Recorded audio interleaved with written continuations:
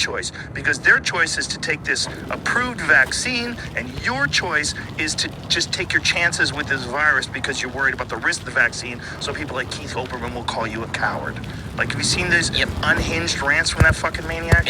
One of the things I think that really is important to note also is that when it comes to the risk calculation, most of the people who are really paranoid about COVID are people who live more like me than like you. What I mean by that is you're a guy who's kind of in the fight arena, you do physical conflict, right? You put yourself at physical risk all the time. Most people who are deeply afraid of COVID are people like me. They're in air-conditioned offices, right? They have security. Like they've spent their whole life in a bubble.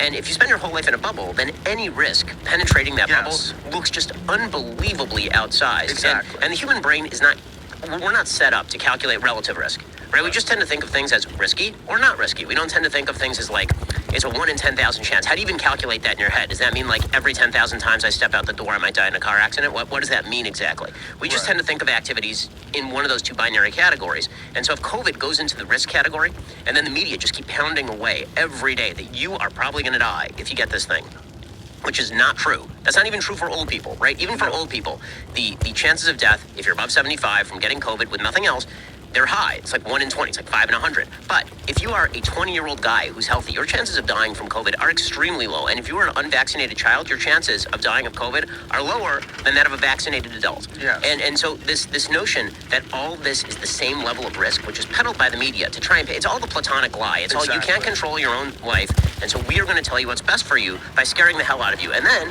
when it turns out people get the actual facts, when the fact shield that they've created is broken, when it turns out that it was not true, then people lose all faith in the institutions, and then the only way that they can try and reestablish the faith in the institutions is to keep doubling down. They have to keep doubling down and keep trying to control you. They can't let go and say, we made some mistakes here, we shouldn't have lied in the first place, we overestimated our ability to know what was going on. Instead, it's, no, why don't you just listen to us? We're the science. Like, that's not a thing.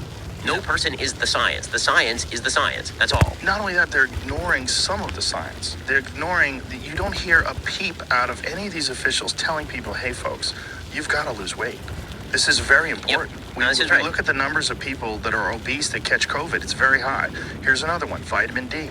You've got to increase your level of vitamin D. Either get regular sun exposure or take a supplement. They literally told you stay in your house and don't go in the sun. Yeah. For the vast majority of the pandemic. Well, you can take supplements. I mean, it's not as good as being in the sun. No, but they kept saying, like, don't go outside, right? It was like at the beginning. Right. And we knew within the first month people were not catching this outside. But we sort of knew. There was Chinese data, and the Chinese data was showing that, like, nobody in China had gotten it. I don't trust shit that comes out of Chinese data. That's fair. I don't trust any of it. I think there's so much nonsense coming out. I mean, look at what we know now.